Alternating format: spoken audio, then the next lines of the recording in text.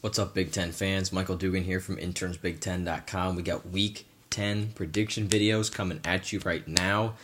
And we got three ranked opponents, right out of the gates at the noon Eastern slot. We'll start with the least exciting game, I think, of the weekend. Illinois and Purdue. I thought a couple weeks ago this would have been a game heavily in Purdue's favor, but, they've kind of tailed off.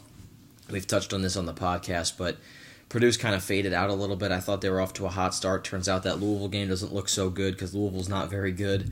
That Michigan game doesn't look so good because Michigan's not very good considering all the hype for that one.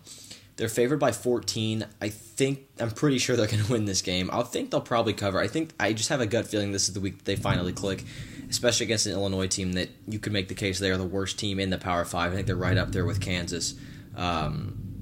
For that top or bottom spot, if you will. So Purdue wins. I think 14 points is about the right spread, but stay away from that one with the spread if you can. Wisconsin travels to Bloomington to play Indiana. We'll see what happens in terms of the spread, in terms of who plays for Wisconsin, whether Quintez Cephas can go, Jonathan Taylor.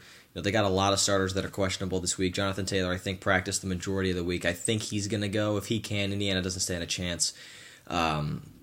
But Wisconsin's got a lot of starters that are hurt, so I've got the Badgers winning this. They're favored by 13.5 right now. Indiana will probably be up in this game like 10-0 at some point and lose like 35-17 is my honest prediction, having watched this team for almost 3 years now every week. But Wisconsin wins the game straight up. Other noon game, Penn State at Michigan State. Penn State is favored by 9 points. I don't know why that's the spread. Give me Michigan State with the points there. In terms of straight up, I don't know. I've been going back and forth on this one. This is by far my toughest pick of the week.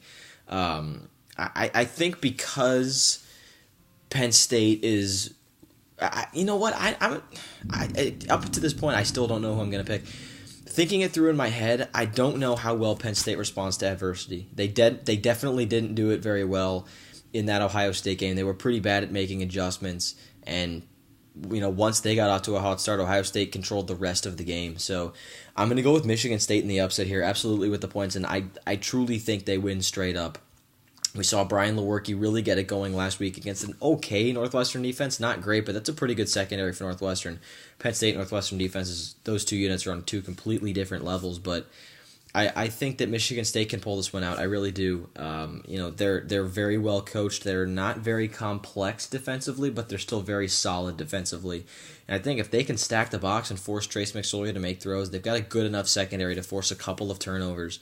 And if they can just keep Saquon out of the end zone on the kickoff return, I think they'll put themselves in a great position to win this game because really, that's been Saquon's kind of best trait this season. If he's going to, right now, if he were to win the Heisman, it would almost be for his kick returning because running the ball, he's truly not very good. He's got 3 100-yard games on the season. We talked about this at length on the podcast, but if they can hold him on the ground and limit those home run balls from Trace McSorley, I really think Michigan State could win.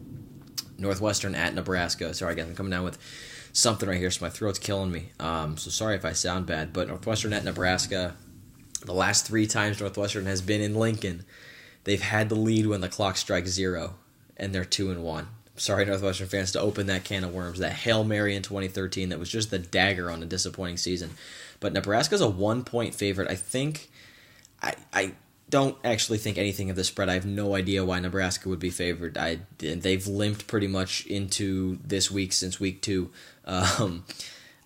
Give me Northwestern straight up. Obviously, give me them with the points. I think Northwestern wins this game by 10. I really do. This is one of those games where I can just feel Northwestern going out there and dominating. But at the same time, I'm sure that means the exact opposite thing happened last week. I felt that they were going to win the game, and they did, but I didn't pick them to win because I didn't think in my head it made any sense.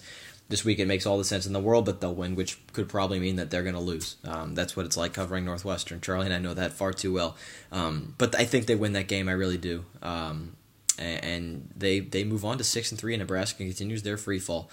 Next one up, Maryland at Rutgers. Maryland's a 3-point favorite, and that is alarming to me if I'm DJ Durkin. I know I'm on my 3rd, 4th quarterback in Max Bortenschlager, but to be on the road in Rutgers and be favored by 3, DJ knows that he's not getting the respect he deserves. They've got a top 20 recruiting class coming in next year. I'm so high on Maryland, so hot on DJ Durkin. You guys know this. Just talking grand scheme of things here. But in terms of this game, give me Maryland. I think their defense is too good. I don't know that Rutgers will be able to move the ball. too much against that Maryland defense. Although they put 14 points up on the board at Michigan, so who knows? Ohio State at Iowa. I wrote about this in my Big Five. You can check that one out. Really, this is a test just to see if Ohio State can stay focused. I think they can. JT Barrett's a great leader. Urban Meyer's the best coach in college football outside of Nick Saban, the best in-game coach in college football for sure. So give me Ohio State here. They're favored by almost 3 touchdowns in Kinnick. That's almost unheard of.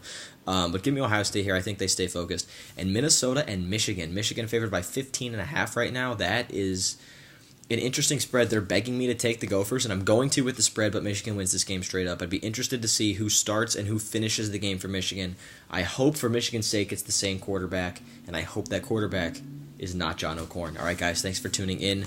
In case I didn't make it clear, I don't know if I said it. Michigan wins that straight up, but give me the Gophers with the points. Thanks, guys, for watching these. This was a little long one, but thank you for bearing with me.